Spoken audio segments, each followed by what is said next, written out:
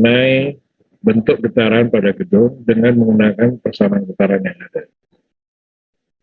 Jadi nanti ada 3 persamaan getaran yang akan kita pakai, yaitu persamaan Eigen, persamaan Hauser, 3 persamaan Stoddard. Tingkat kesulitan melu 2 sedang, moderat, tidak sulit, juga tidak mudah. Nah, kita mulai dengan membahas mengenai sifat dan perilaku.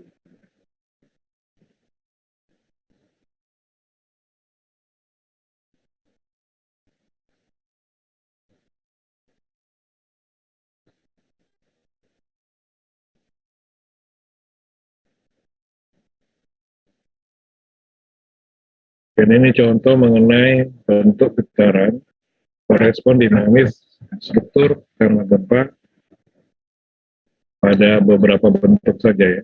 Jadi prinsipnya akibat gempa struktur bergetar.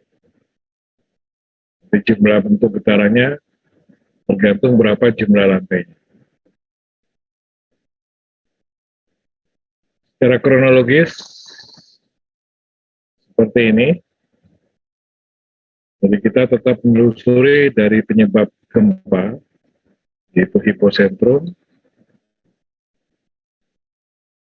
Kemudian di sini tentu saja ada benturan 2 lempeng aktif, misalnya Eurasian, Australia, atau Pasifik.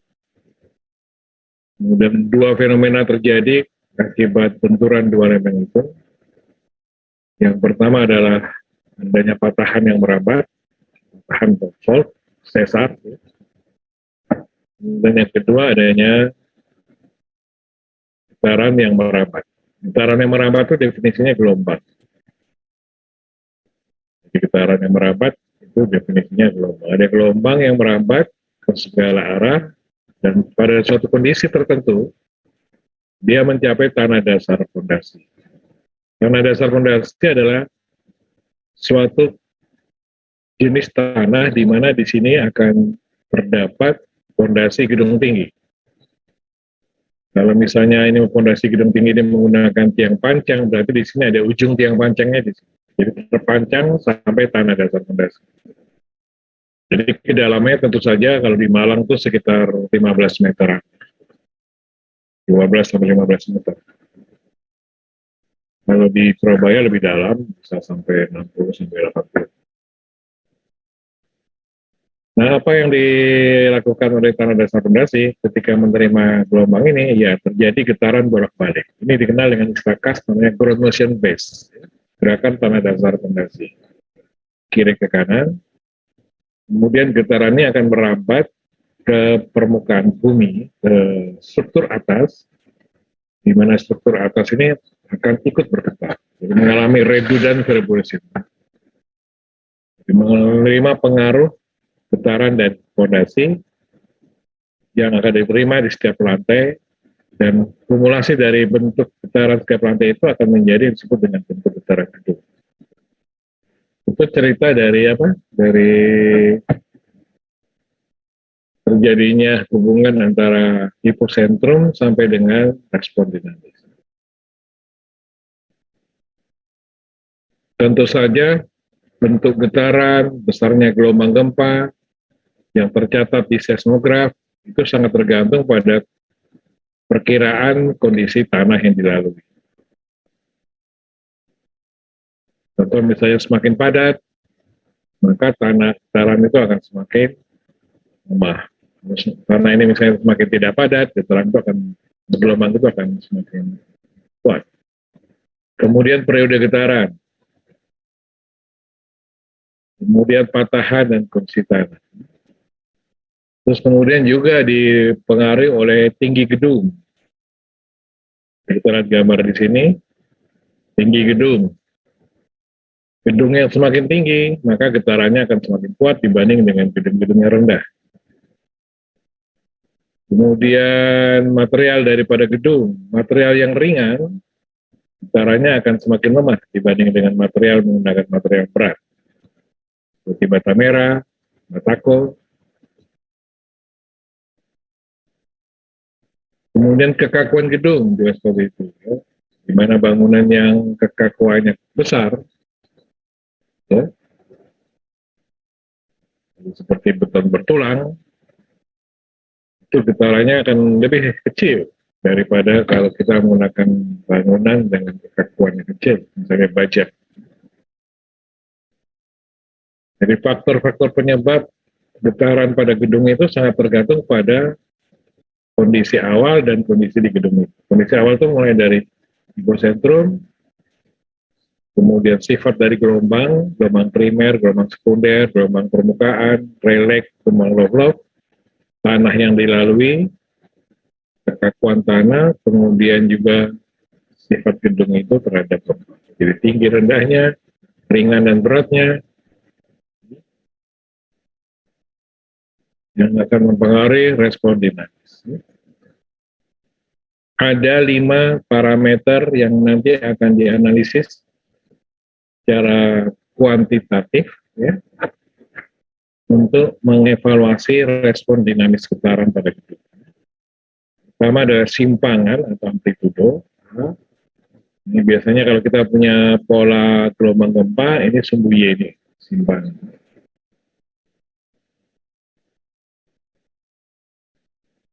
Kemudian frekuensi, F, jumlah getaran per satu satuan waktu, periode getaran, waktu yang diperlukan untuk suatu getaran mencapai satu siklus, dari diam, bergetar, kemudian kembali ke diam. Kecepatan getaran saya kira bisa dipahami, perubahan posisi getaran pada satu satuan waktu, kecepatan adalah pertambahan kecepatan. Mungkin itu mengenai parameter, kemudian faktor penyebab dari getaran gempa pada gedung.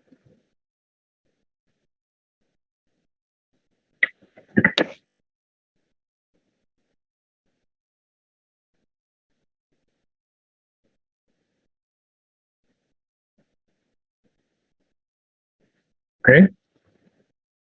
Sekarang kita lihat getaran adalah didefinisikan sebagai gerak berulang-ulang secara periodik, ya.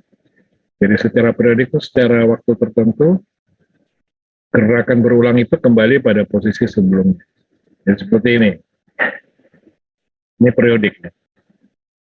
Berhenti ya dari sini.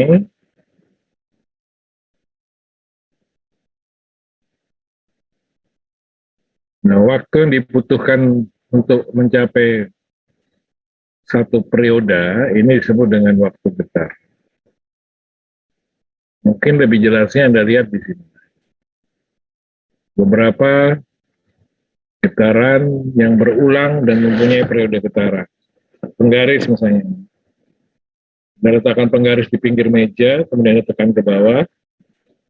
Posisi diam, jadi misalnya posisi diam, kemudian A ke C, dia bergerak ke C, mengalami pergeseran ke C, kemudian kembali ke A, kemudian ke atas ke B, kembali ke A. Jadi A, C, A, B, A itu disebut dengan periode getaran. Waktu yang dibutuhkan untuk menempuh dari posisi diam A ke C, kembali ke A, kembali ke B, kemudian kembali ke A. Bisa dipahami?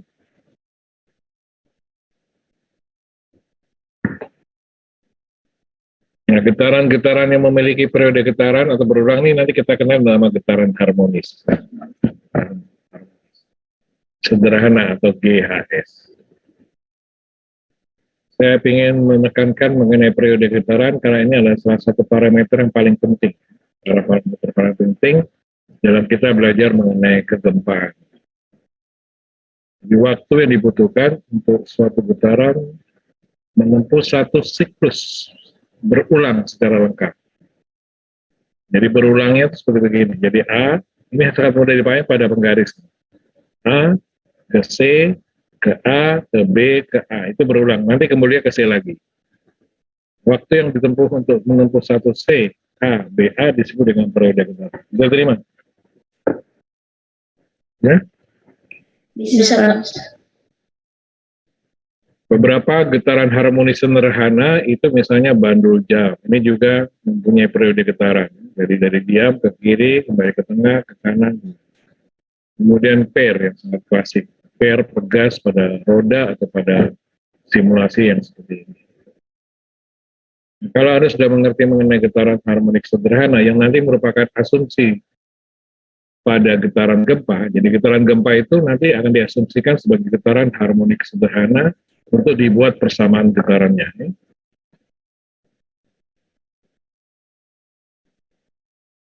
Kalau Anda sudah paham mengenai periode getaran, saya akan tanya kepada Anda. Kalau periode getarannya semakin besar atau semakin tinggi, ini hubungannya dengan kekuatan getaran atau besarnya. Coba dicatat, kalau T-nya T besar, periode getaran itu pastinya T besar. T besar. Kalau T besarnya semakin besar, semakin tinggi, maka kekuatan gempa itu semakin rendah atau semakin kuat.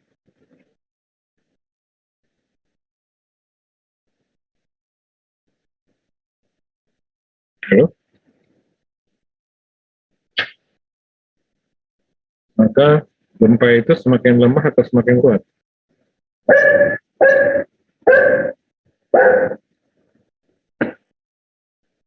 Bisa diterima ya? Anda bisa mewakili? Jawabannya, kalau T semakin besar, maka getaran gempa itu semakin kuat atau semakin lemah?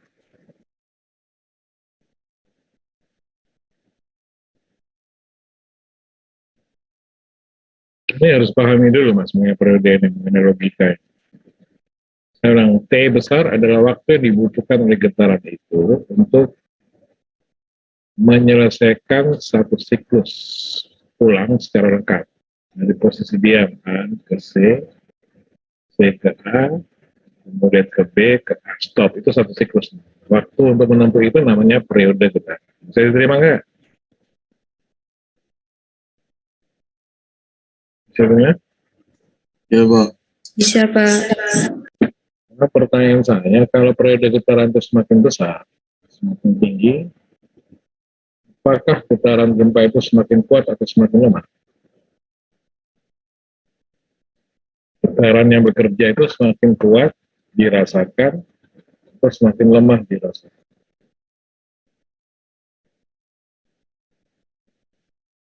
Bingung? Masih bingung? Semakin lemah, Pak.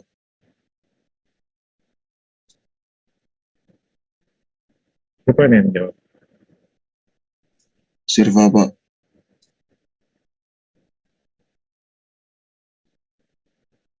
Ada lain pendapat? Logika ini sangat sederhana. Jadi berpikir skolastik, berpikir logika.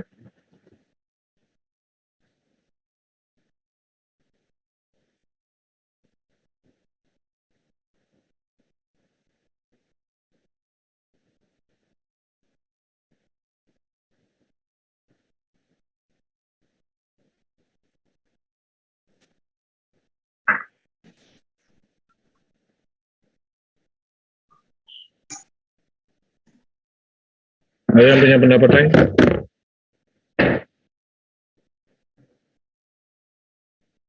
Hmm?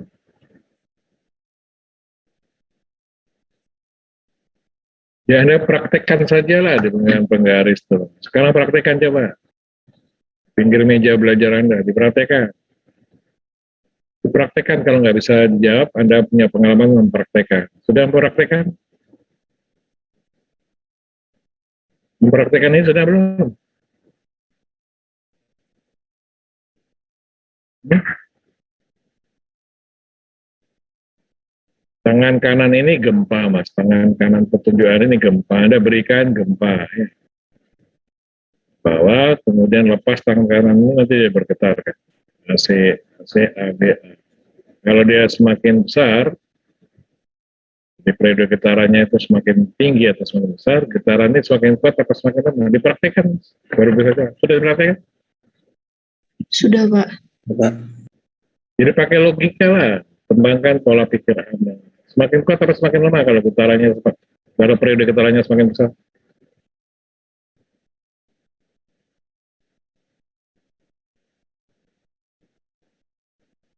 Waktu yang dibutuhkan untuk menempuh satu siklus semakin besar itu berarti semakin lama.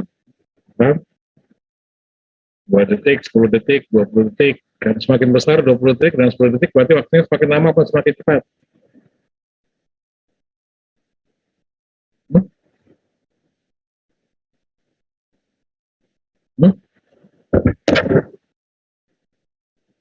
Halo?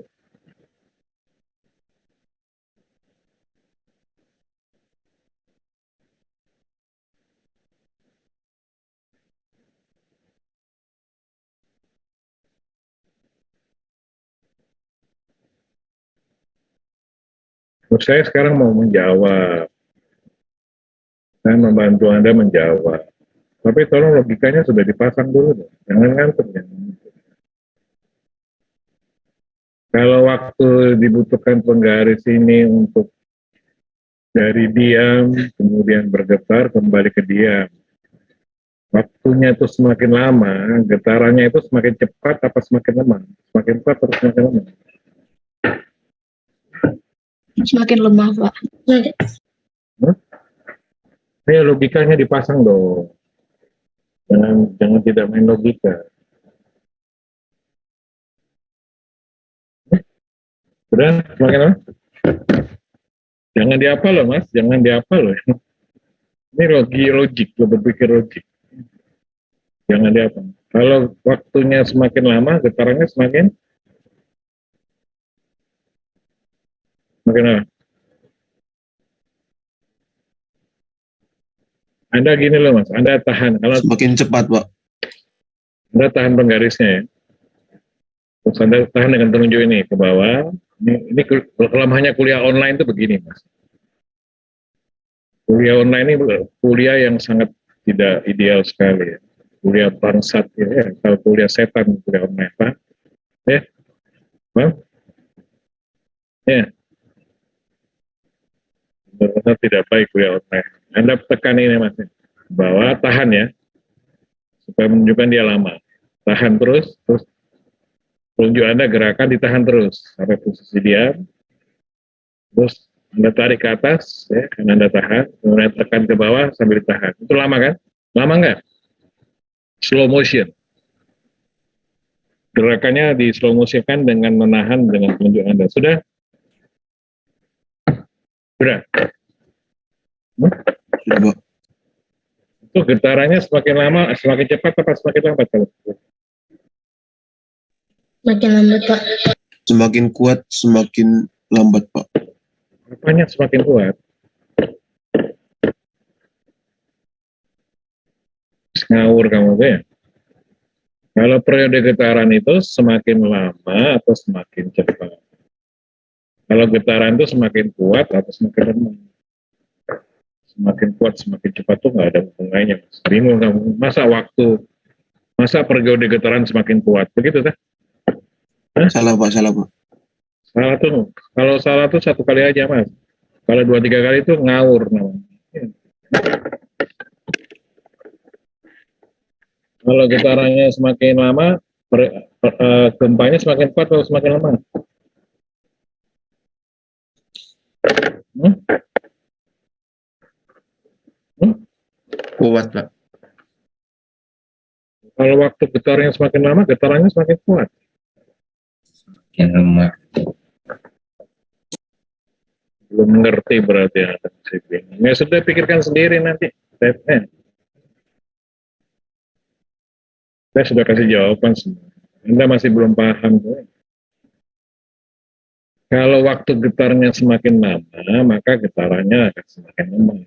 Kalau waktu getarnya semakin pendek atau semakin lambat, getarannya akan semakin apa? Jadi seperti Anda ikut lari 100 meter tuh mas. Kalau Anda berlari semakin cepat, ya, kalau ini bukan ini. Kalau Anda berlari semakin cepat, waktu yang dibutuhkan semakin kuat, semakin lama atau semakin lambat?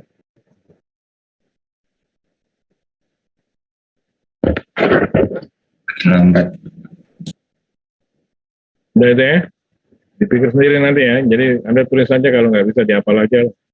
Kalau logika nggak main, dia hafal. Gitu. Jadi dalam keadaan terdesak, menghafal adalah jalan keluar yang paling baik. Itu tidak ideal. Catat tuh dalam keadaan terdesak, menghafal adalah solusi paling terbaik. Dalam tanda petik. Padahal ilmu CP itu bukan ilmu menghafal. Jadi getaran, waktu getar stay semakin lama, maka getaran akan semakin lambat. Ya. Bisa diterima tuh? Bisa terima nggak? Kalau getaran waktu getar semakin cepat, maka getaran akan semakin cepat. Jadi kalau waktu getarnya, saya pakai kaget, waktu getarnya 10 detik, waktu getarnya 2 detik. Sudah diingat tuh? Getaran gempanya kuat yang mana? Getaran gempanya kuat yang mana? 2 detik, Pak. Anda 2 detik tuh. Anda kan pernah dengar tuh, kalau misalnya di berita-berita terjadi gempa dalam waktu 2 detik, itu tingkat kerusakannya lebih berat kalau getarannya, susulannya berlangsung selama, yang Anda rasakan selama 10 detik. Ketika ada gempa, getaran gempanya Anda rasakan 10 detik, kekuatan gempanya atau getarannya akan semakin lambat. Begitu kan? Begitu? Ya. Jadi periode getaran itu menunjukkan waktu terjadinya, lama terjadinya getaran gempa. Kalau dia semakin lama, goyangnya semakin, bangunannya itu goyangnya lama, Mas. Getarannya kuat apa lemahnya? Halo? Kuat apa lemah? Halo?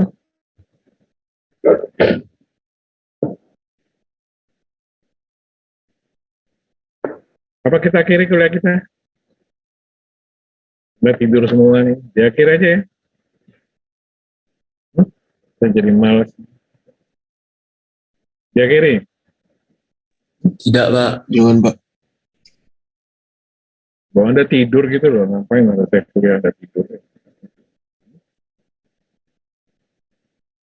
Saya panggil masih tidur. Risco Orlando. Ya Pak,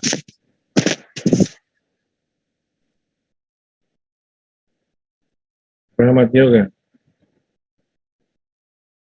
Rahmat Yoga. Rahmat Yoga. Rahmat Yoga. Rahmat Yoga. Rahmat Yoga. Nah, seperti begini tuh, Mas. Ya, keluarkan aja. Ya.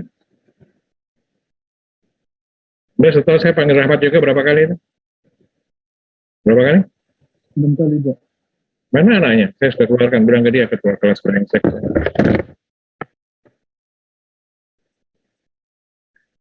Yang lainnya mau coba-coba? Mau coba-coba tidur? Iya, Pak. Silakan. Kalau mau tidur.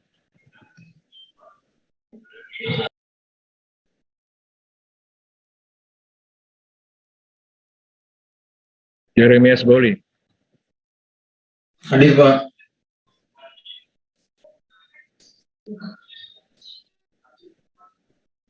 Nandrion. ada Pak.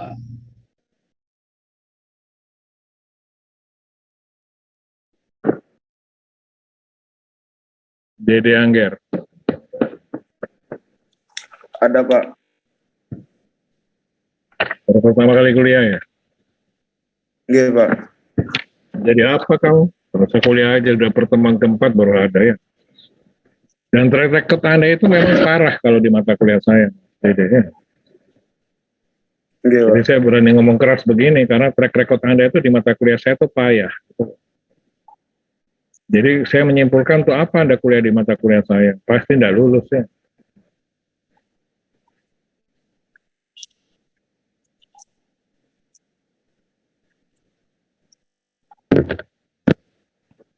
Oke. Jadi Anda catat dan dihafal saja, kalau waktu getarnya semakin lambat, maka getaran akan semakin lemah. Kalau waktu getar semakin cepat, getaran akan semakin kuat. Sebenarnya nggak perlu dihafal, main logika penggaris ini bisa. Tapi kalau sudah Anda mempraktekkan dengan penggaris masih belum bisa, berarti unqualified. Berarti tidak bisa dinilai Anda seperti apa. Paham? Paham, Pak.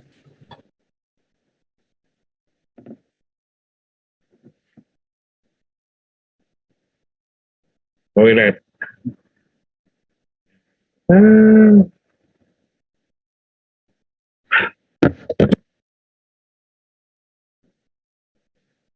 Jadi saya sudah bilang alasan toilet, ya itu sudah jangan pakai alasan ya mas. Paham mas? Selama saya bilang ke toilet, ya nggak usah jadikan alasan ya.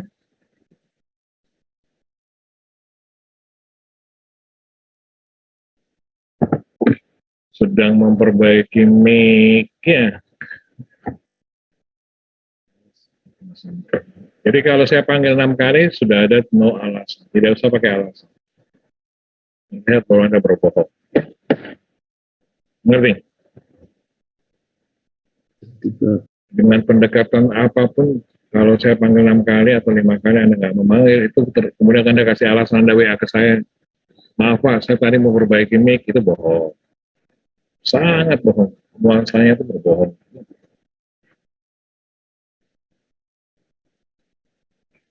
Gelombang adalah getaran yang merambat. Saya mau tingkat kesulitan modul ini moderat, tidak sulit, tidak mudah. Karena moderat, maka harus Anda manfaatkan. Karena tidak sulit, tapi juga kalau Anda menganggap enteng, tidak mudah.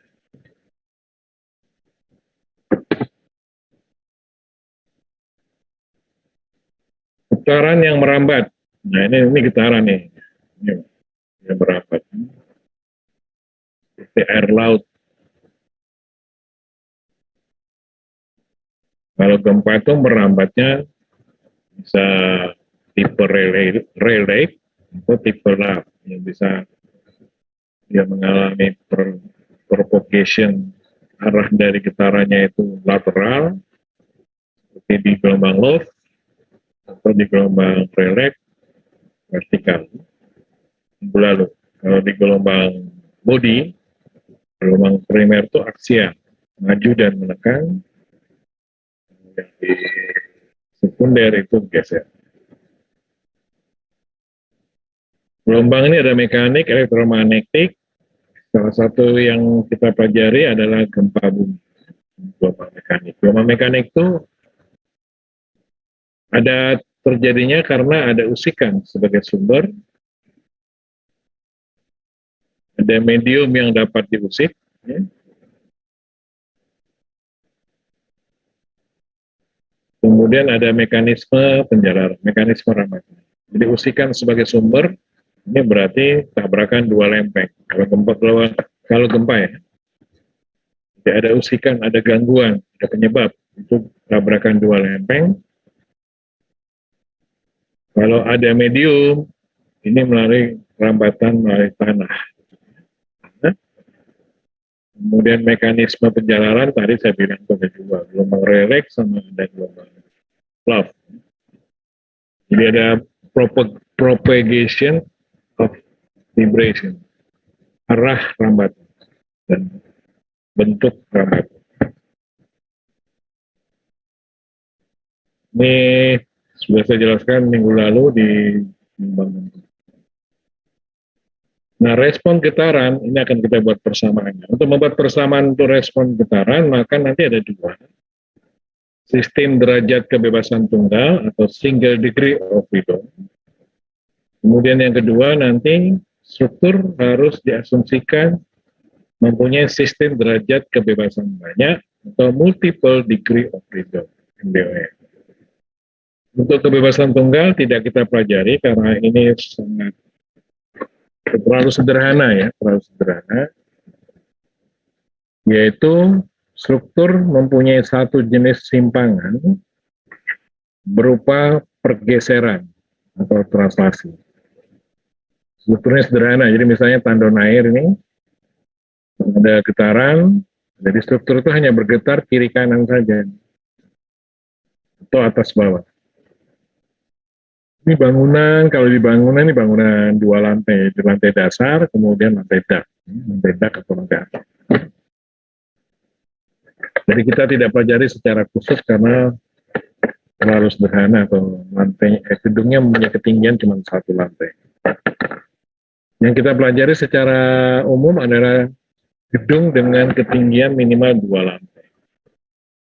Lantai 1 dan lantai 2. Lantai dasar, lantai 1, lantai 2. Jadi penyebutan selalu saya ini adalah lantai 0 atau lantai dasar. Lantai 1, lantai 2. Bukan lantai 1, 2, dan 3. Tolong disepakati dulu. Ini lantai apa? Lantai 0. Lantai 0 atau lantai dasar ya. Kemudian lantai 1, lantai 2. Kalau Anda menyebut lantai 1, lantai 2, lantai 3, nanti Anda bingung, dan Anda kemudian akan menjadi membingungkan dan akhirnya sama sekali tidak tahu apa-apa. Tolong ya, perjanjian-perjanjian itu dimengerti konteksnya nanti dalam membuat persamaan. Dan ini sesuai dengan penamaan di arsitek. Kalau di persamaan gambar-gambar arsitek, biasanya ini ground level atau lantai dasar, first floor, second floor. Jadi ini ground floor, first floor, second floor. Di lantai dasar, lantai 1, lantai 2. Maka yang terjadi getaran, maka lantai 1 dan lantai 2 ini mengalami translasi satu arah saja ke kiri dan ke kanan. Getarannya ya. Struktur seperti ini dikenal dengan DOF sama dengan 2. Jadi mempunyai derajat kebebasan 2. 1 di lantai 1 dan 1 di lantai 2. Jadi DOF-nya sama dengan 2. Kalau ini kan DOF-nya sama dengan 1. Yang kita pelajari adalah minimal yang seperti ini, 2 lantai. Tidak termasuk lantai dasar ya. Kalau saya ngomong 2 lantai itu lantai 1, lantai 2. Sampai dengan tak terhingga lantai. Oke? Baik, karena kita tidak pelajari ini, saya langsung ke kasus sistem MDOF. Anda langsung terjun atau langsung ke lantai ini, ke sini. Nah ini, ini single degree of freedom ya.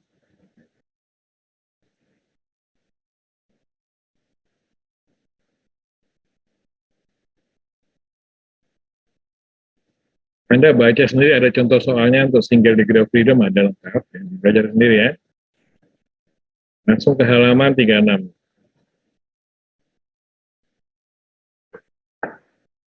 Jadi persamaan getaran, tadi saya kan bilang ada sifat dan perilaku, kemudian bentuk getaran, dan persamaan. Nah sekarang kita bicara mengenai persamaan dan bentuk getaran.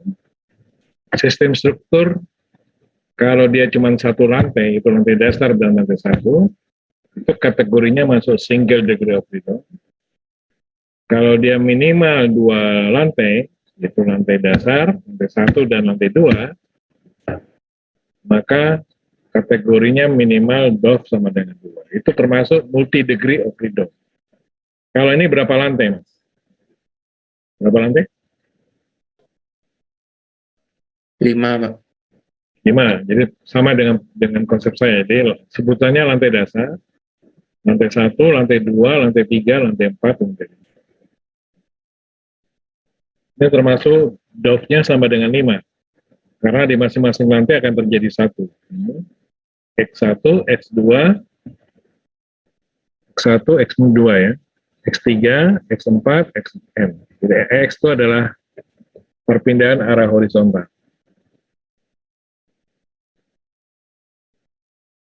Nanti bentuk getarannya itu ada 5. Bentuk getarannya itu ada 5. 5 bentuk. Berarti Anda akan mencari berapa X1, X2, X1, X2, X3 dikenal dengan simpangan ya. Jadi carinya dulu periode getaran 1, periode getaran 2, 3, 4, 5, kemudian simpangan 1, 2, 3, 4. dan 5. Itu harus dicari nanti. Baru setelah dicari nanti bisa digambar mengenai mood shape. Mood shape itu bentuk getaran. Oke? Nah, cara menyusun persamaannya itu seperti ini. Anda menggunakan Maxwell-Betty. Ini tidak saya bahas. Jadi langsung kita lihat bentuk getarannya ya. Jadi dalam bentuk matriks nanti.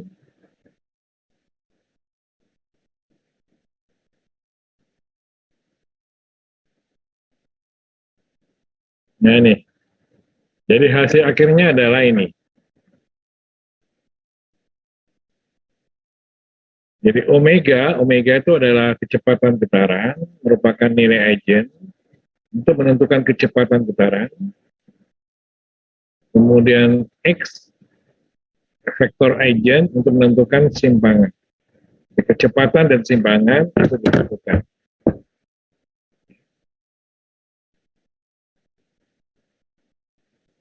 Caranya nanti ada memakai persamaan 9 untuk menentukan omega, kecepatan getaran, dengan menyusun matriks kekakuan dulu, K, kemudian menyusun matriks massa ini, baru disamakan dengan 0. Jadi di sini alat bantunya adalah menggunakan matriks, ya, operasi matriks. Kalau sudah mendapatkan matriks omega, baru Anda bisa menggunakan persamaan ini, persamaan vektor eigen. Jadi ini eigen value namanya, eigen value. Kemudian ini eigen vektor. Ini eigen value, ini eigen vektor. Di sini baru kita bisa menentukan berapa X0 perpindahan. Jadi ada 2 persamaan dari penyusunan yang di atas tadi, yaitu masalah eigen value omega kuadrat dan masalah eigen vektor X0. Jadi masalah kecepatan getaran dan masalah perpindahan atau simpangan getaran. Nah, metode yang dipakai untuk menyelesaikan persamaan getaran multi degree of freedom dengan 2 persamaan ini disebut dengan metode eigen atau cara eigen. Kemudian cara eigen ini berbasis matriks. Jadi berbasis matriks. Ada 2 cara lain yang tidak berbasis matriks, yaitu cara Hauser dan cara Stodol.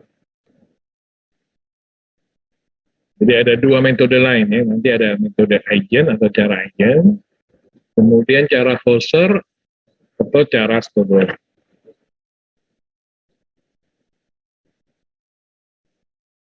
Oke.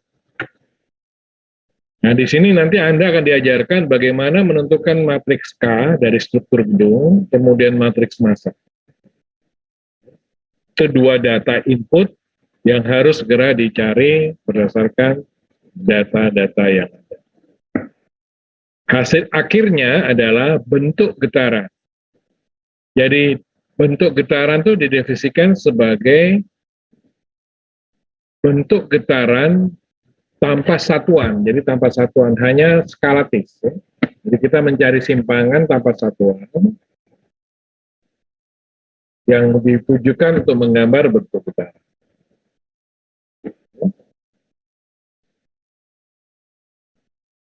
Soleman ada? Soleman? 2. Soleman? 3. Soleman?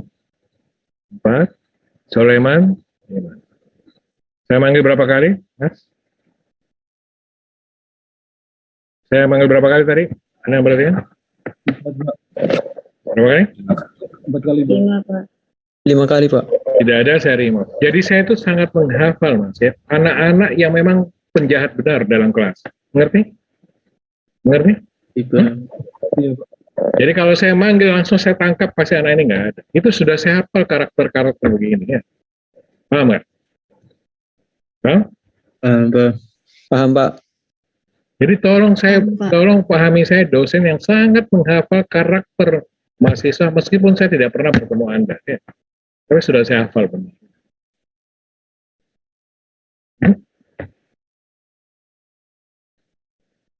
Jadi bagi Anda yang tidak dipanggil, saya juga sebaliknya menghafal bahwa karakter Anda adalah orang baik. Ya.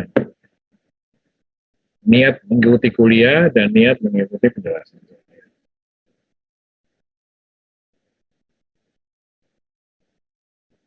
Kita tunggu ronde ketiga nanti. Masih ada satu lagi yang ketangkap.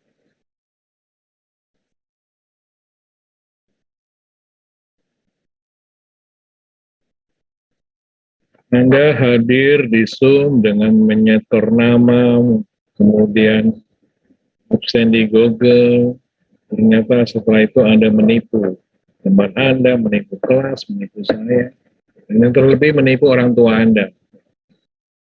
Perbuatan jahat atau tidak?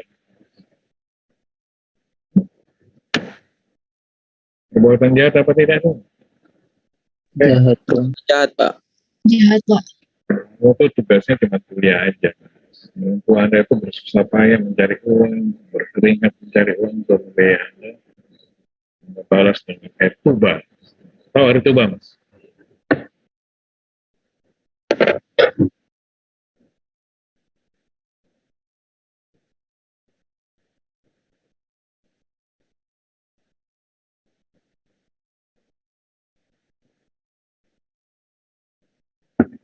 Oke ya.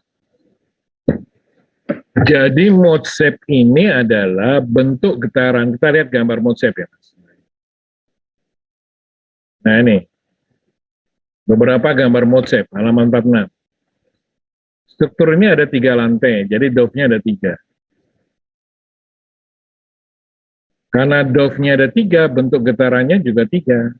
Yaitu bentuk pertama, bentuk kedua, dan bentuk ketiga. Ini berlaku, ini kejadian ini dalam praktek, itu berlaku dalam hitungan detik.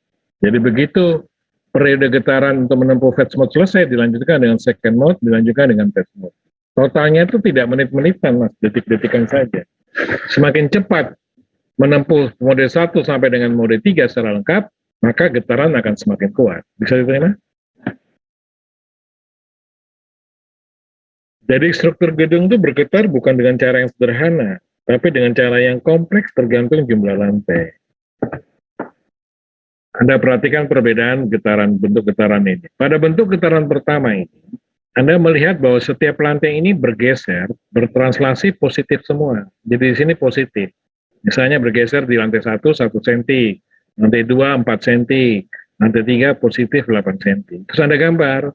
Tugas Anda itu mencari X2, X3, dan X4 nanti.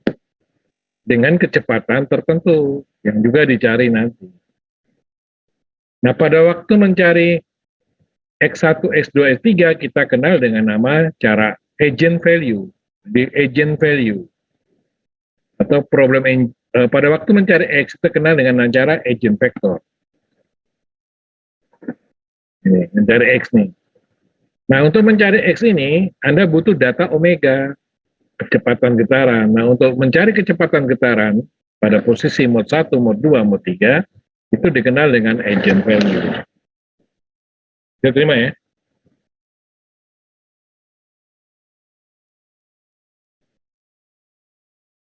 Jadi bentuk getaran pertama ini yang disebut dengan getaran paling sederhana, paling basic. Pada getaran sederhana ini, semua lantai bergeser atau bergetar secara positif, simpangannya positif. Tidak ada struktur yang runtuh atau hancur atau roboh pada getaran sederhana ini. Pada bentuk getaran pertama, struktur biasanya tidak roboh, hanya mengalami retak saja.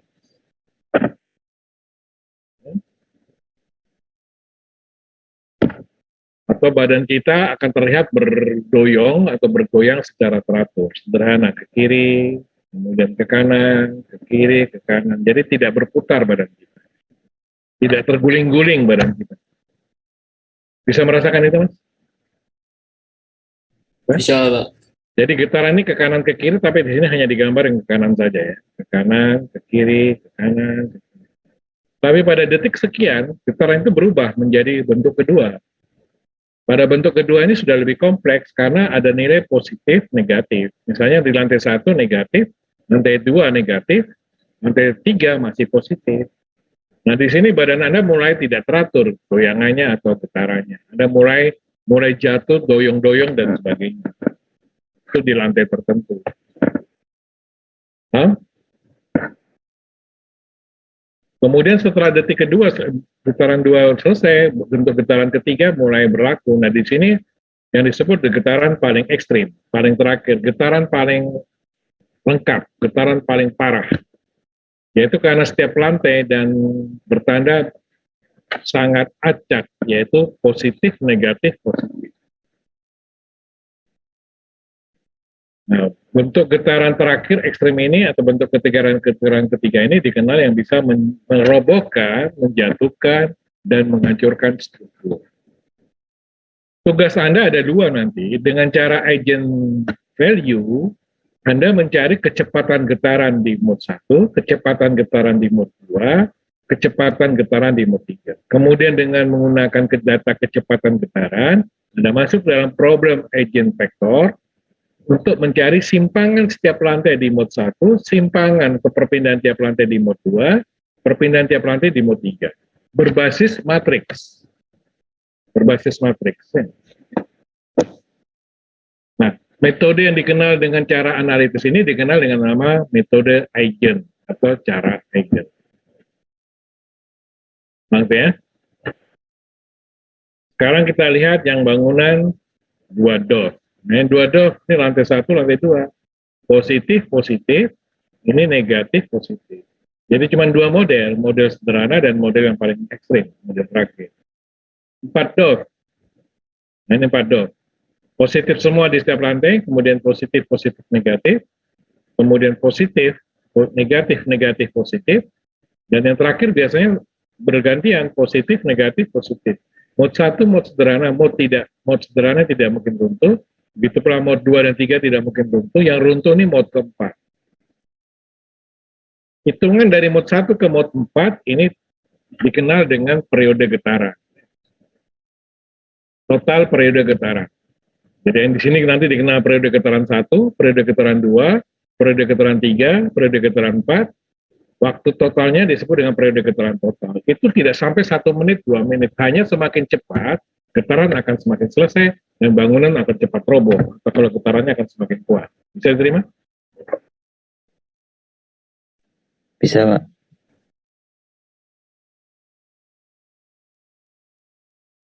Ya. Sekarang kita lihat yang ini lebih kompleks lagi.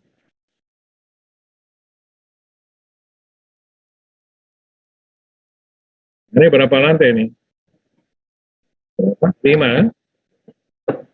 Itu mode 1, mode bentuk ya. Mode set 2, mode set 3, mode set 4. Ini adalah 12 lantai.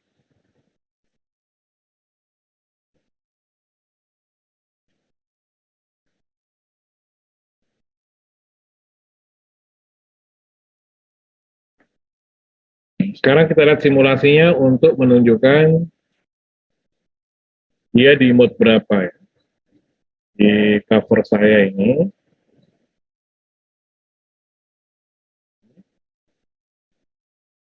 Nggak tahu ini mode berapa nih Mas?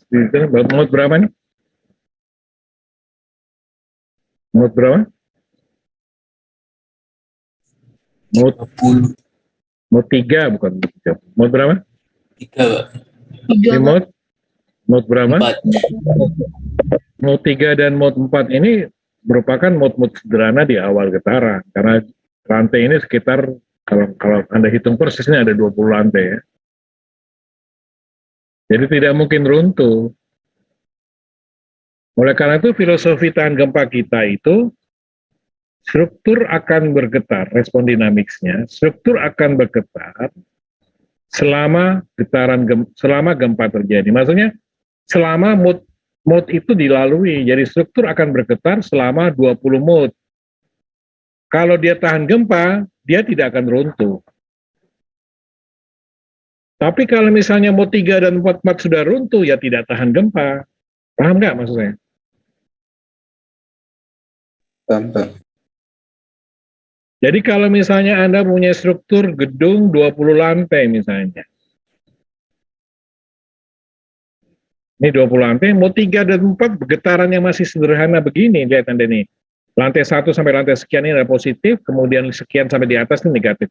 Oh, ini positif ya. Lihat kursor saya, Pak. Paham? Paham. Ini kan positif baru negatif. Nah ini ada ini positif, negatif, negatif. Kalau struktur di mode 3 dan mode saja sudah roboh atau sudah hancur, ya bukan tahan gempa struktur itu. Yang tahan gempa itu struktur mengalami keruntuhan, struktur tidak runtuh selama getaran gempa itu berlangsung. Selama jumlah mode-nya terlewati dengan sempurna. Kalau dia punya 20 bentuk getaran, setelah mode ke-20 selesai, struktur tidak roboh. Boleh rusak tapi bisa diperbaiki. Itu namanya struktur tahan gempa. Paham? Paham, Pak.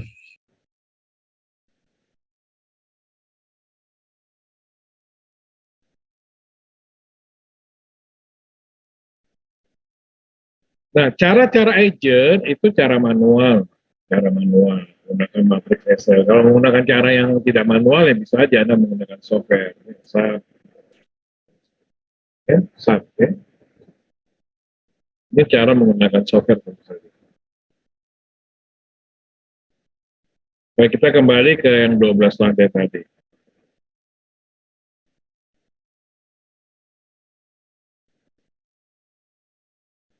Struktur tahan gempa adalah struktur yang selama gempa dia bergetar, jadi respon dinamis gedung dengan 12 lantai, itu adalah struktur bergetar menempuh 12 mode, ya, secara lengkap.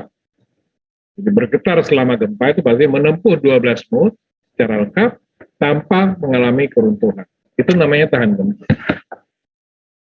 Tapi kalau di mode 2, mode 5, mode 6, mode 7 sudah roboh atau sudah runtuh, ya tidak tahan gempa. Apalagi mode 1, wah ini lebih ekstrim. Ya. Baru saja getaran terjadi, langsung roboh. Ya. Bisa terima ya?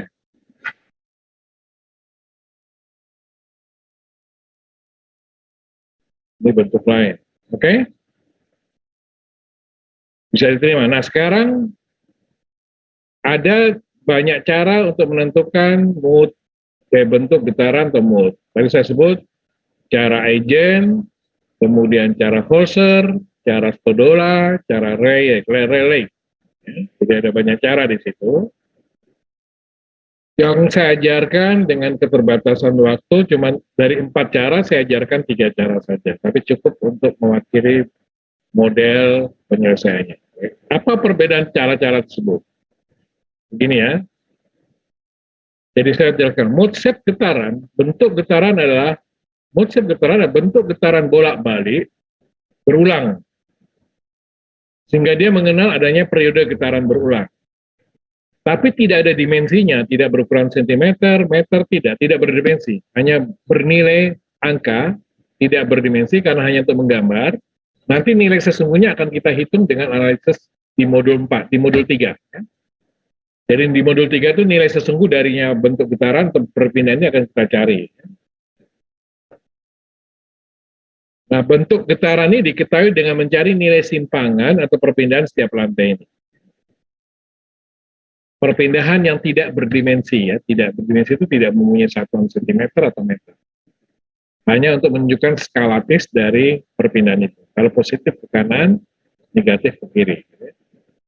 Positif 5, itu lebih besar dari positif 2. Maksudnya begitu aja ya. Bukan 5 cm, 2 cm. Nah, nanti 5 cm atau dia bersatuan, atau mempunyai nilai yang sesungguhnya, dicari di modul 3. Dengan menggunakan yang namanya analisis superposisi modal.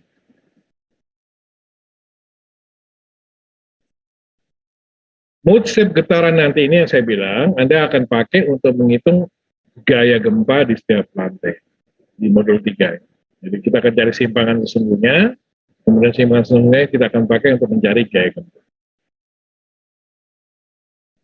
Ada 4 cara ini, saya kenalkan, saya ajarkan 3 cara untuk membedakan 3 cara. Jadi 3 cara ini mempunyai karakteristik yang berbeda. Tapi luar biasanya 3 cara ini dalam satu kasus, di dalam satu masalah, itu hasilnya akan sama. Jadi hasilnya sama persis. Hanya berbeda cara menghitungnya. Bisa diterima ya? Jadi tidak menghasilkan hasil yang berbeda, Nomor 1, 2, 3, 4 nih hasilnya berbeda. Jadi simpangan tiap lantai, ini kalau Anda pakai 4 cara ini, hasilnya sama persis. Tidak berbeda, kan? Tidak berbeda. Hanya caranya itu, atau metode, atau bentuk perhitungannya beda. Karena masing-masing mempunyai keunggulan dan mempunyai kelemahan. Saya jelaskan secara umum dulu perbedaannya agar Anda tahu nanti arahnya seperti apa. Jadi metode eigen value ataupun eigen vector, ini tadi saya bilang berbasis matriks. Jadi benar-benar analitis matriks. Kelemahannya dia adalah lama. Kelemahannya lama. Itu saya katakan sulit. Kompleks. Jadi Anda yang tidak tahu matriks, tidak mengenal persamaan matriks, ya nggak bisa.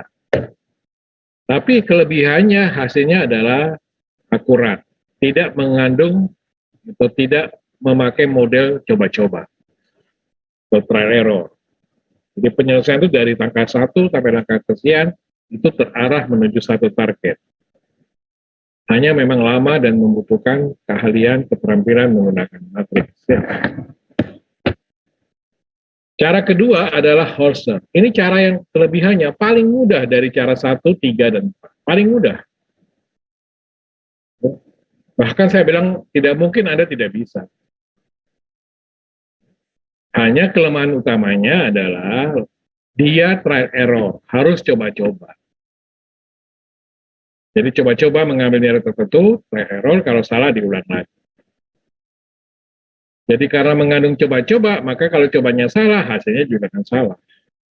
Hanya memang coba-cobanya itu sekarang cepat, karena Anda sudah memakai Excel.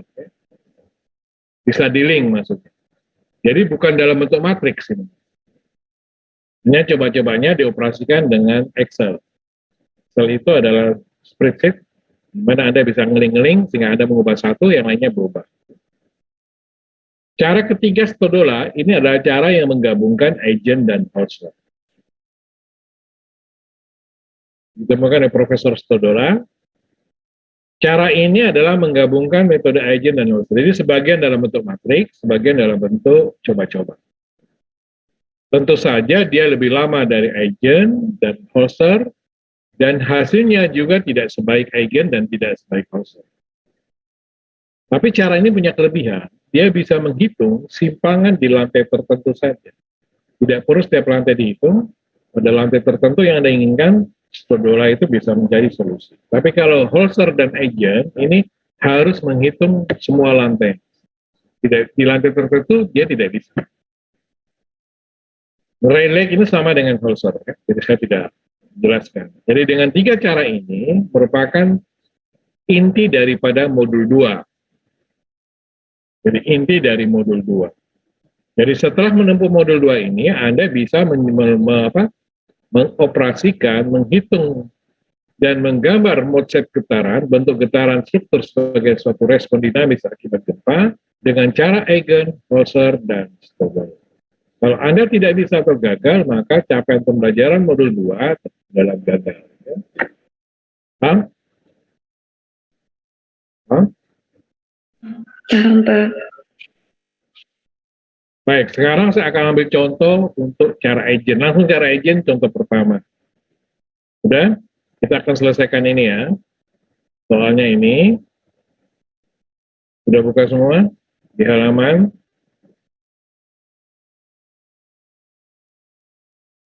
Sudah? Halaman berapa itu?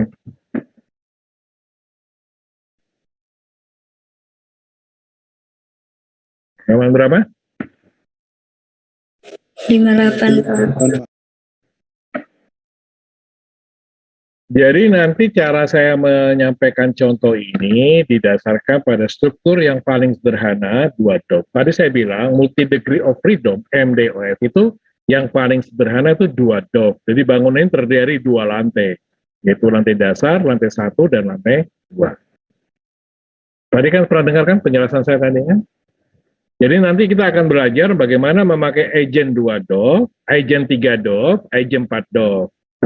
Nah, di soal tugas Anda itu 10 dop, Mas. Tugas besar, mengerti?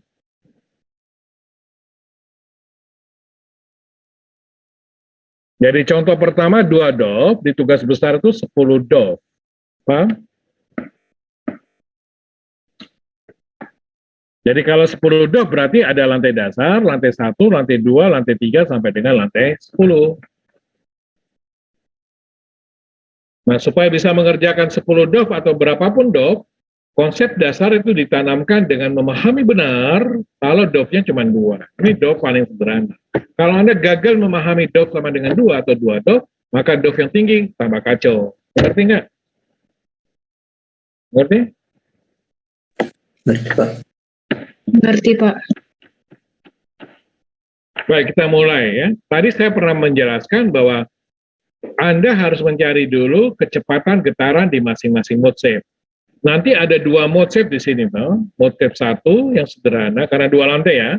Ada mode shape 2. Jadi mode 1 yang plus-plus, kemudian mode shape 2 itu yang min plus. Itu ada 2 mode di sini. Ada 2 bentuk getaran karena ada 2 lantai. Nah, berarti Anda pakai agent apa tadi? Agent value kan? Masalah agent value yaitu matriks K determinan. Jadi determinan matriks K dikurangi omega kuadrat kali matriks M sama dengan 0. Ini determinan matriks K dikurangi, buka halaman 59 tuh, rumus umumnya Mas. Determinan, jadi determinan tahu ya, determinan nilai skalar dari suatu matriks. Determinan matriks K dikurangi omega kuadrat kali matriks M sama dengan 0. Tugas Anda adalah menyusun matriks K dan matriks M. Kalau sudah lengkap, baru kita akan mengoperasikan persamaan kecepatan getaran ini dengan prosedur tertentu. Kita susun dulu matriks K-nya ya. Matriks kekakuan. Atau di sini bukan matriks massa dulu, kita susun matriks massanya dulu. Massa. Di SMA, Anda pernah mengenal namanya istilah massa. Rumus massa itu apa, Mas? Definisi massa adalah, rumusnya gimana secara fisika? Massa sama dengan? Berat kali gravitasi. Berat kali ya? Gimana massa? Berat kali gravitasi. Diulang-ulang, tidak jelas. Apa? Berat kali gravitasi, Pak. Ada sepakat berat kali gravitasi? Ini siapa tadi? Katanya Massa sama dengan berat kali gravitasi, benar?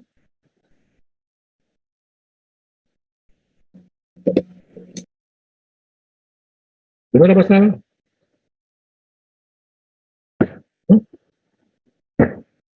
Massa sama dengan berat kali gravitasi, benar ya? Benar kan? Salah, Pak. Maksudnya apa? Berat bagi gravitasi, Pak. Apa ini? Fisika ya? Iya, Jadi secara rumus fisika itu massa itu sama dengan berat dibagi gravitasi. Ya, paham? Bukan dikali, ya. Jadi massa sama dengan W dibagi dengan G. M sama dengan W dibagi dengan G. Paham? Paham? Oleh karena itu kita perlu mencari berat tiap lantai. Kita simbolkan seperti ini. Namanya adalah model massa bergumpal. Ya, dalam analisis mode shape getaran dengan cara agent itu teorinya menyatakan bahwa Anda harus mengasumsikan beberapa hal terkait di sini, yaitu itu di atas sudah saya tulis gitu ya. Tadi Anda baca semua. Jadi asumsinya ini harus dipenuhi dulu di situ. Nah ini, balok dianggap kaku sekali dibanding dengan kolom. Jadi ini kaku. Sehingga hanya ada satu perpindahan yang terjadi di setiap lantai. Perpindahan displacement translasi. Jadi translasi geser saja.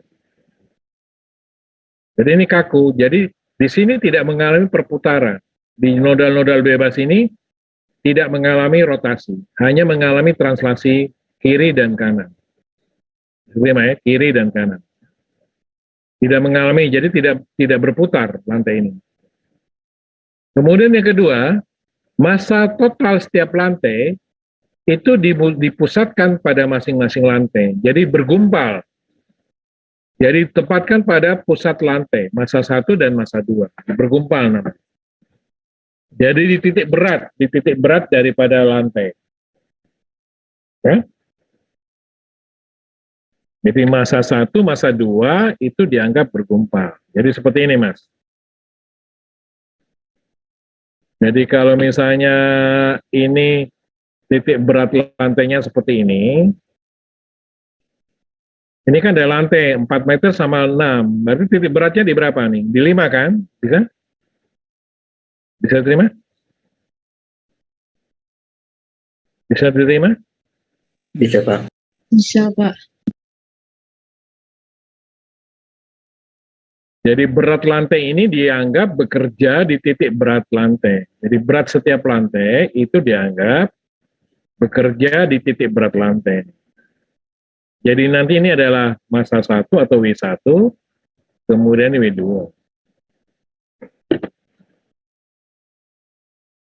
Oke? Jadi ini W1, W2, kemudian di massa 1, W1 dibagi G, di mana G adalah, apa G tadi? G apa? Gravitasi. Jadi G adalah percepatan gravitasi. Percepatan gravitasi sebagai data. Oke, baik, kita akan mencari berat lantai 1 dulu. Ini adalah soal yang disederhanakan. Dalam tugas besar tentu saja tidak ada soal seperti ini. Yang sudah jadi berapa beban Q1-nya, Q2, dan Q3, Q4. Ini hanya ada di soal contoh-contoh kasus untuk kepentingan ujian. Tapi kalau untuk kepentingan desain, tidak ada Anda diketahui Q1, Q2, Q3, Q4. Q1 sampai dengan Q4, beban-beban yang bekerja pada lantai 1 dan lantai 2, Anda harus cari sendiri dengan pola mencari beban mati dan beban hidup. Mengerti?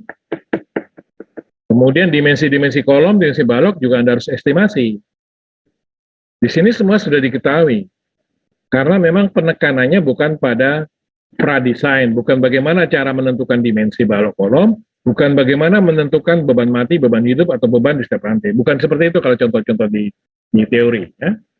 Nanti di tugas besar Anda harus mencari, karena dimensi balok kolomnya belum ada, karena beban-bebannya belum ada. Anda harus cari beban mati dan beban hidup dengan menggunakan prinsip tributari ekivalen seperti tugas beton 1. Paham?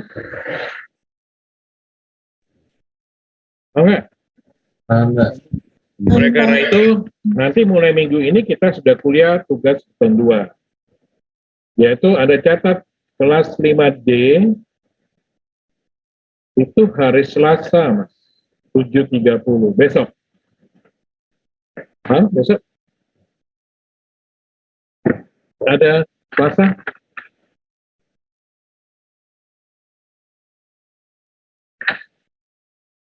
Selasa ada kuliah nggak? 7.30. Pak, bukannya kemarin hari Jumat, Pak. Itu gempa, Mas. Oh, Ini, bukan, kamu Pak. siapa sih? Kamu namanya siapa sih? Nanda, Pak. Kita bicara beton 2, kok ya? Iya, Pak, ya, Pak. Saya salah dengar, Pak. Benar.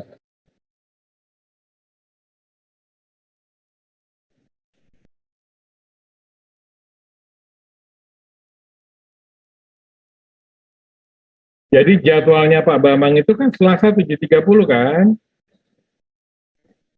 Halo? Selasa 9.20, Pak. 7.30. Pak. Tugas. Jam berapa tugas hari Selasa itu? Hah? Halo?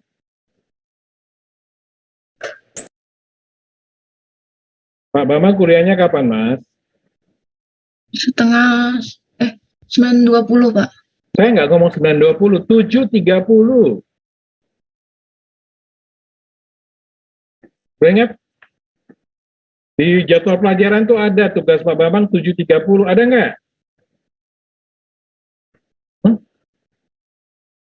Ada nggak? Anda ini memang nggak main benar. Punya jadwal pelajaran nggak? Hah?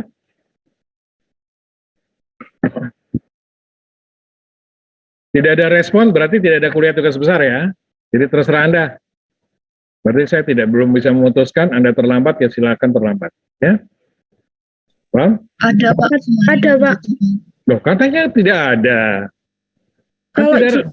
Kalau di jadwal umumnya tidak ada, Pak. Ada 7.30. Anda aja nggak nyimak. Mau lihat jadwalnya, Mas?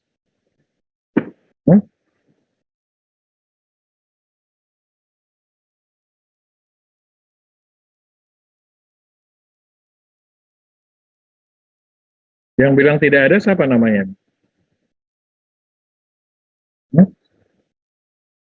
Yang bilang tidak ada siapa?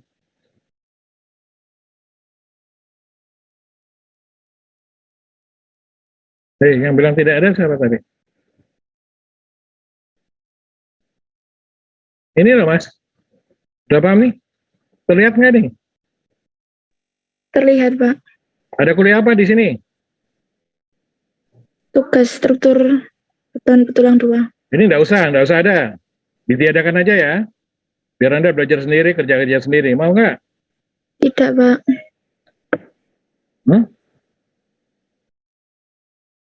Anda sudah terlambat, nggak ada yang mengingatkan ya. Anda pernah mengingatkan saya, Mas? Pernah nggak mengingatkan Anda? Ini mau kelas D, biar Anda jalan sendiri aja ya. Biar saya ke kelas B yang agak serius sama kelas A. Kelas D jalan sendiri aja ya. Gimana? Tidak, Pak. Tidak Pak. Atau tidak usah ada tugas. Jadi nanti saya serahkan nilainya 0 semua. Nilainya gimana? Anda sudah tahu tak dari Pak Bambang kalau saya membimbing tugas besar? Sudah tahu belum? Sudah tahu belum? Tahu Pak.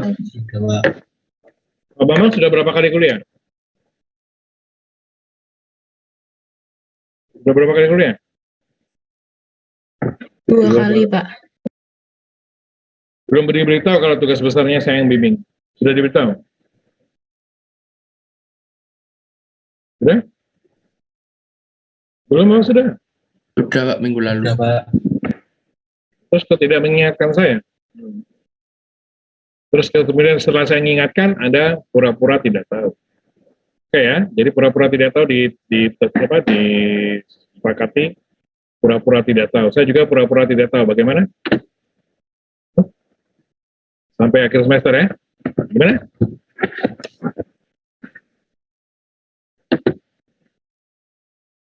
Bagaimana, Mas?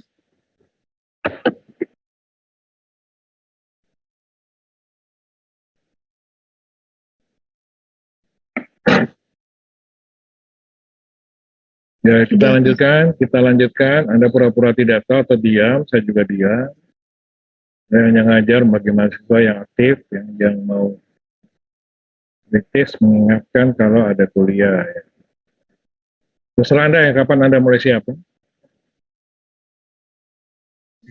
Pak, mohon maaf Pak, jadi begini. Kemarin memang kalau lihat jadwal di Siakat itu memang 9.30 dan untuk jadwal yang itu kami tidak menemukan edaran yang sampai di kelas kami ataupun ada pihak khusus yang dapat itu Pak. Jadi kami itu tidak tahu kalau misalnya ada jadwal yang itu tadi yang biru tadi Pak. Tanya ke Bambangnya, tanya bosmu tuh, Pak Bambangnya. Bukan tanya ke saya. Makanya saya bilang, kalau dosen-dosen lain, tugas besar itu tidak ada kuliahnya. Ya, ngerti nggak? Ngerti nggak? Ngerti Pak. Kalau dosen-dosen lain, tugas-tugas yang lain, apakah Anda ada kuliahnya nggak, tugas besar itu? Ada nggak? Tidak ada Pak. Ya karena Anda menganggap tidak ada. Tapi ada kelas yang sudah hafal, kalau Pak Dion yang membimbing tugas besar itu ada kuliah wajibnya. Masa tidak hafal-hafal Anda? Anda belum hafal saya kan?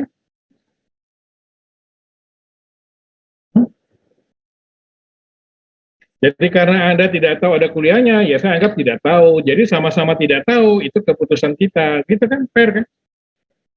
Karena Anda menganggap tidak ada kuliah, ya sudah, nggak apa-apa, tidak ada kuliah. Jadi langsung nanti asistensi saja, nggak usah ada kuliah. Ya, saya tinggal nunggu aja. Nanti saya buka kelas tugas besarnya, Anda masukkan ke GC, sesuai dengan progres yang Anda lakukan. Paham?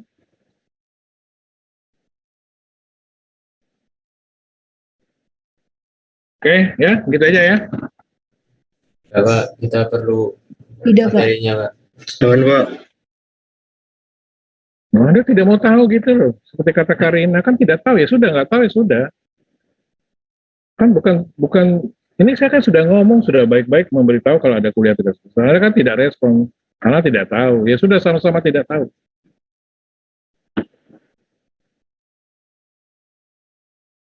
Kalau di kelas A atau di kelas sebelahmu, tanya Pak Dion kapan dimulai kuliah tugas besarnya, gitu loh. Ini sudah minggu ketiga, keempat Pak, ya sudah mulai tanya gitu Mas di kelas sebelah. Ya, kamu kan diam aja. Terus saya tanya, loh kok tahu? Ya dosennya sudah beritahu kalau Pak Dion yang membimbing tugas besar, gitu. Kapan kuliahnya Pak nih? Ya. Oke, itu aja lah, nggak usah diperpanjang Mas. Permisi Pak, saya minggu lalu sudah tanya ke Bapak Pak, tapi kan belum tahu jadwalnya yang untuk minggu lalu. Tanya Pak Bambang. Tanya saya. Kan tidak ada nama saya kan tidak ada. Saya kan pakai jadwalnya Pak Bambang. Iya Pak. Ya besok kuliah tidak apa-apa Pak.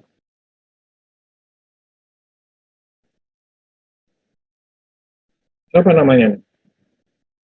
Iskia Pak.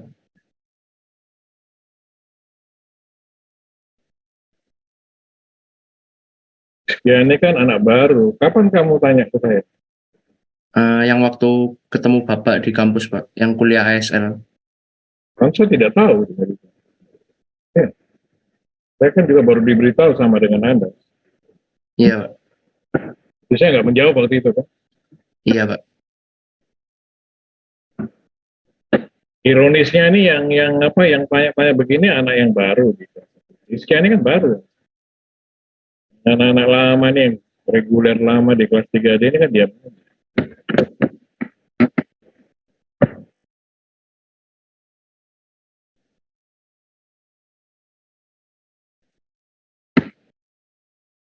Setelah ini kuliah siapa sih Mas? Setelah ini ada kuliah siapa? Gila. Inilah.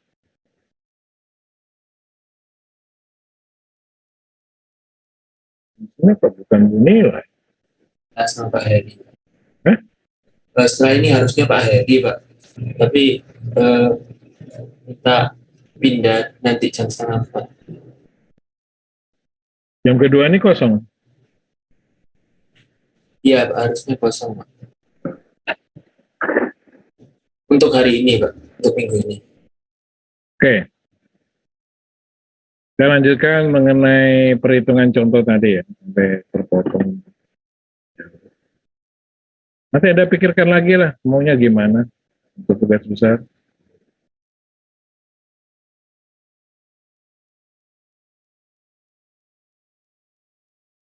Baik, ini contoh soal untuk kepentingan evaluasi konsep ya, konsep dan prosedur.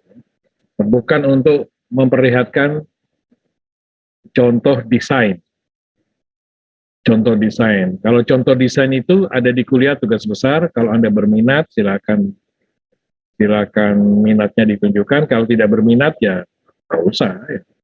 Nggak usah minatnya nggak usah diwujudkan gitu Mas ya.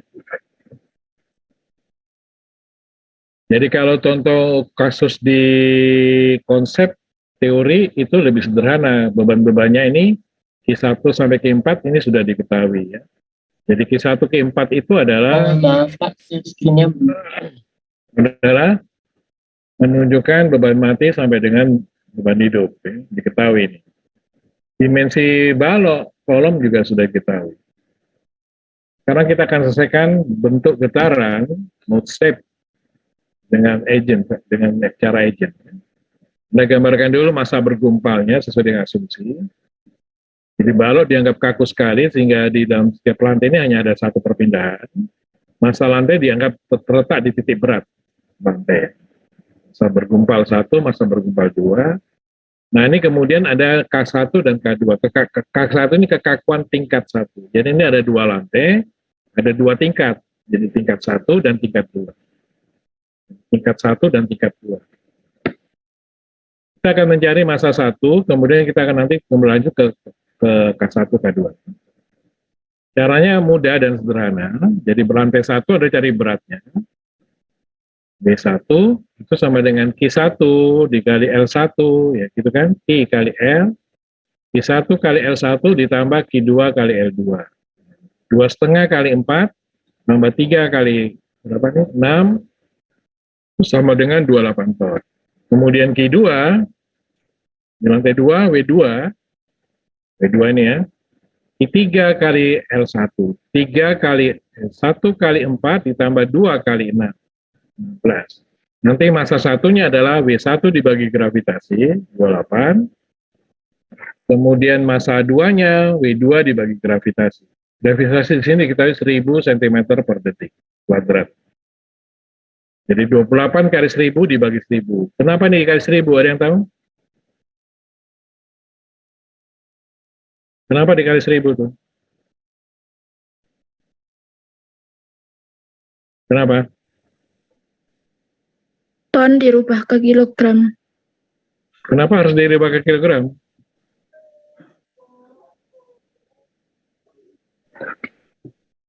Kenapa?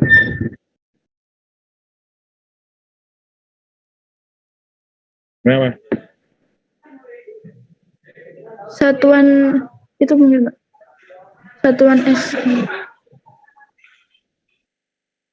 Jadi di sini kan memakai satuan lokal ya, satuan CGS, sentimeter, gram, detik. Umumnya gayanya dalam satuan gram atau kilogram. Ton ini kan MKS. Di ton ini karena kita memakai sentimeter per detik kuadrat. Jadi Anda tulis gravitasinya sama dengan 1000 cm per detik kuadrat. Jadi 28 ton ini harus diubah ke kilogram untuk menyesuaikan satuan dalam 1000 cm per detik kuadrat. Satuan gravitasi. Jadi kalau gravitasi satuannya meter per detik kuadrat, bisa pakai ton. Ngerti nggak? Mengerti, Pak. Oke, setelah itu Anda tulis matriks massa bergumpal. Ini matriks massa bergumpal itu begini. Massa 2 kali 2, di mana di diagonal utamanya itu ada nilainya yaitu massa 1, massa 2. Sedangkan elemen matriks di luar diagonal utama itu 0. Ini adalah teknis menyusun matriks massa berdasarkan metode Eigen dengan asumsi massa bergumpal. Jadi tidak ada pengaruh rotasi. Tulisnya dulu M1 baru M2, jadi lantai 1 dan lantai 2. Jangan dibalik, jangan M2, M1, salah nanti. Orang dicatat jangan M2, M1, tapi M1, M2. Jadi kalau bangunan kita misalnya 5 lantai, loftnya 5, berarti masa bergumpalnya gimana matriks massanya? M1, M2, M3, M4, M5, yang lainnya di luar diagonal ini 0. Bisa terima? Bisa, Pak.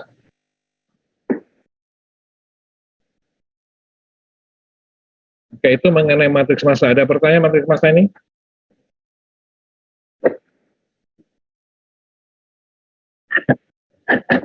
Oke, karena waktunya habis, ternyata tidak bisa selesai, cukup di sini dulu untuk pertemuan minggu keempat. Nanti minggu kelima, minggu depan kita akan selesaikan metode Eigen sama Holzer ya. Jadi 5, 6 itu adalah Eigen, Holzer, Stodola selesai. Kemudian 7 kita quiz atau ada PR. Mungkin PR ya. PR atau quiz. Jadi 8 UTS ya. Jadi saya ulang progres kita. Pertemuan 5 dan 6, 2 minggu yang akan datang, itu akan menyelesaikan modul 2. Kemudian pertemuan ke-7, quiz atau UTS, quiz atau apa? PR. Jadi kalau PR tidak ada kuliah, berarti 7 saya isi dengan kuliah. Tapi kalau quiz, berarti tidak ada kuliah, Anda mengerjakan quiz selama kuliah itu berlangsung. Berarti? Ngerti, Pak. Oke, Pak. Kemudian 8 kita UTS. Jadi bahan UTS adalah modul 1 dan modul 2. Bahan UTS. Oke, itu mengenai perkuliahan kita. Kemudian ada yang mau ditanyakan? Belum saya absen? Pak, maaf Pak,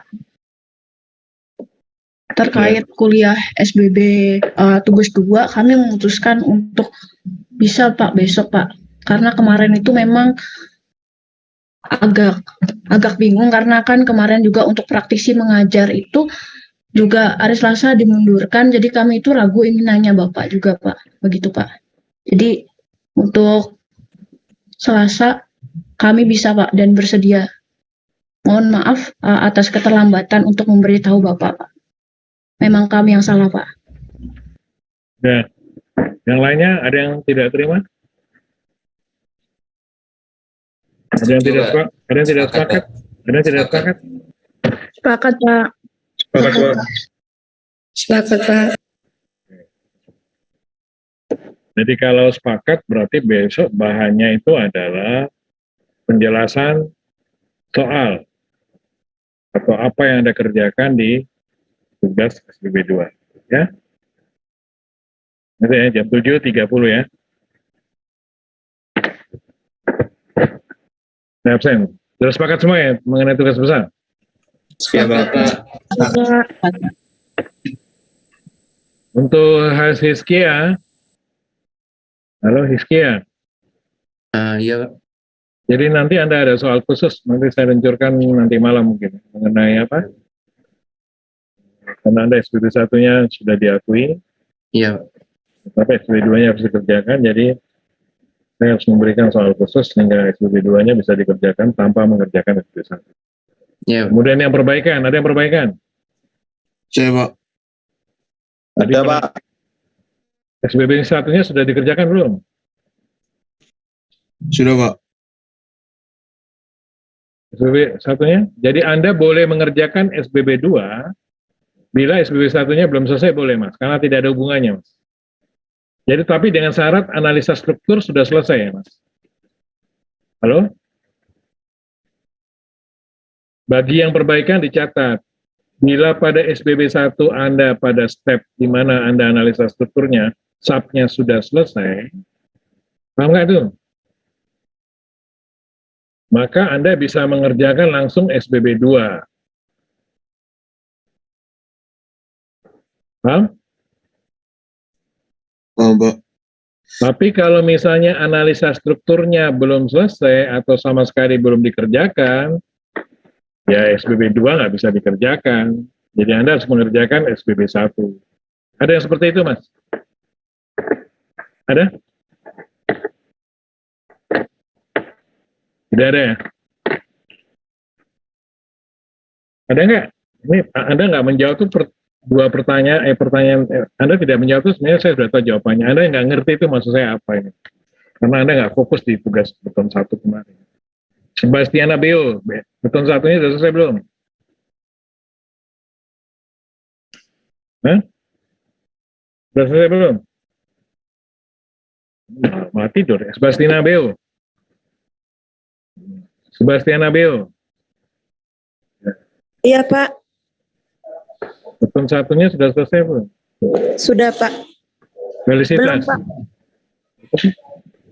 Kadang sudah, kadang belum. Ya sudah, terserah Anda lah. Sudah Maaf, saya tanya. Nggak usah. Dialog kita saya hentikan karena saya berdialog dengan orang yang tidak paham. Oke. Aristo ada? Alex? Dionysius Berekau,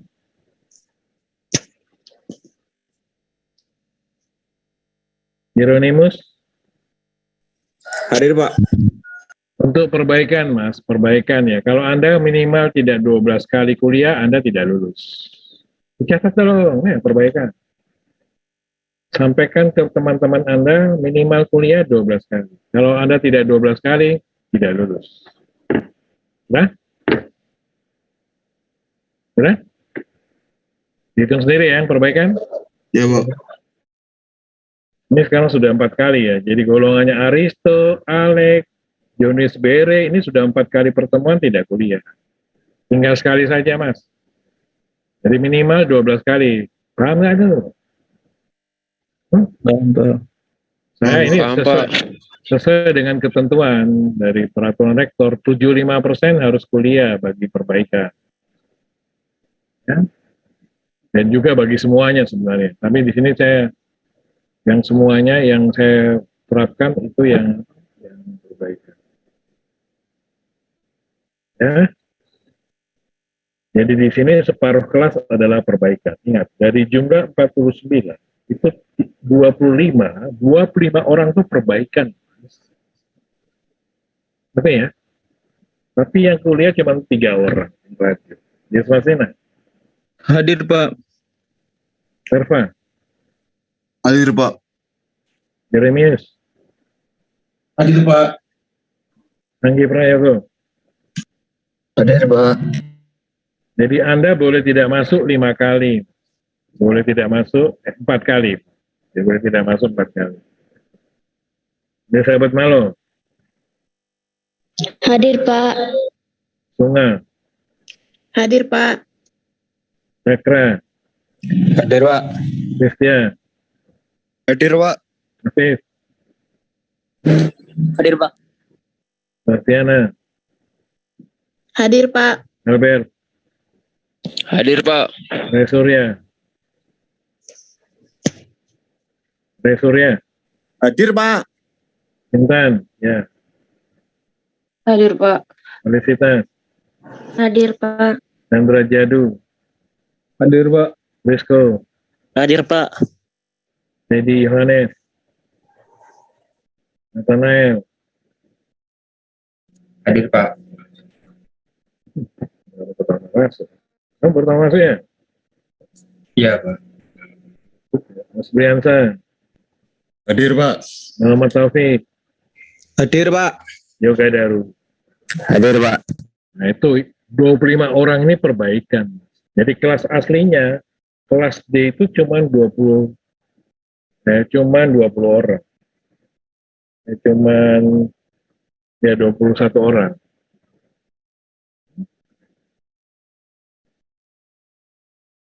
Jadi kelas ini banyak karena dipenuhi oleh para veteran, para jenderal-jenderal bintang 2.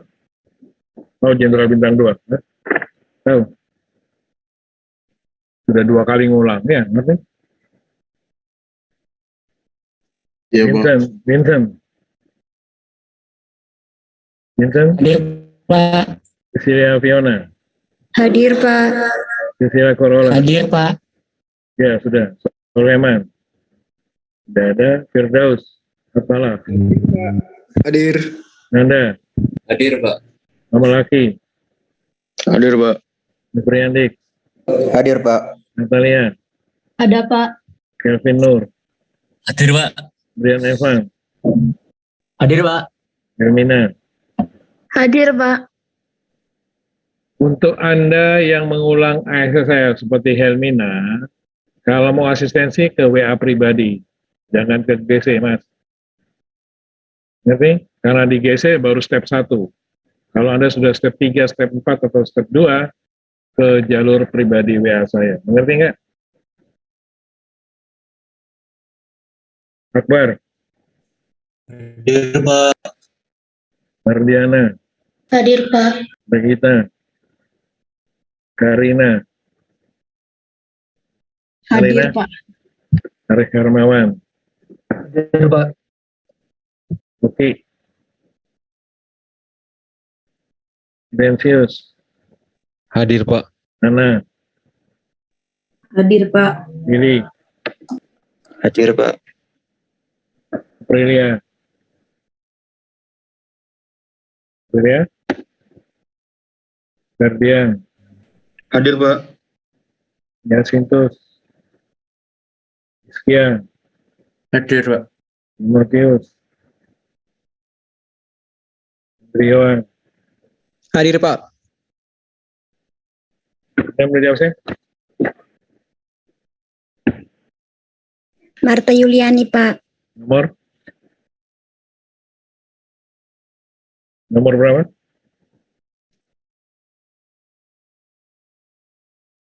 Nomor berapa? Kok diam? Nomor berapa nomor absen?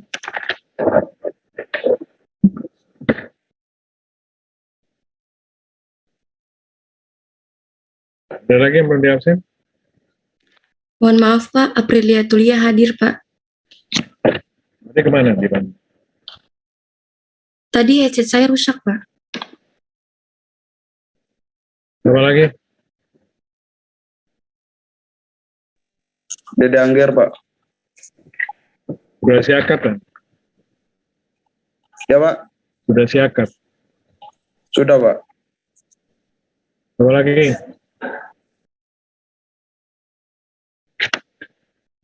Siapa lagi? Marta Yuliani itu nomor berapa tadi? Ada yang bisa tahu? 131, Pak. Baru siakat ya? Iya, Pak. Itu 3 kali nggak hadir ya? Ya. Ya. Hadir, Pak. Hanya mungkin belum KRS-an, Pak. Tidak ada, nggak pernah. Kalau saya panggil, saya tulis nama Anda. Kapan Anda hadir kuliahnya?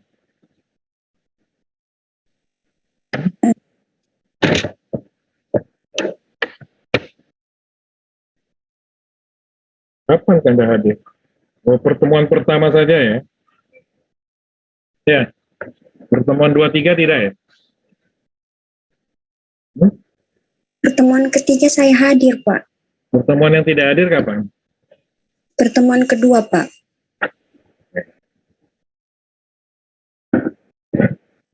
Sudah ya gitu ya? Semua sudah ya? Sudah semua? Jadi pertemuan 1 hadir, 3 dan 4 hadir. Gitu ya Marta? Iya, Pak. Baik, saya akhiri kita ketemu besok pagi. Selamat pagi. Pagi, Pak. Selamat pagi, Pak. Terima kasih, Pak. Terima kasih.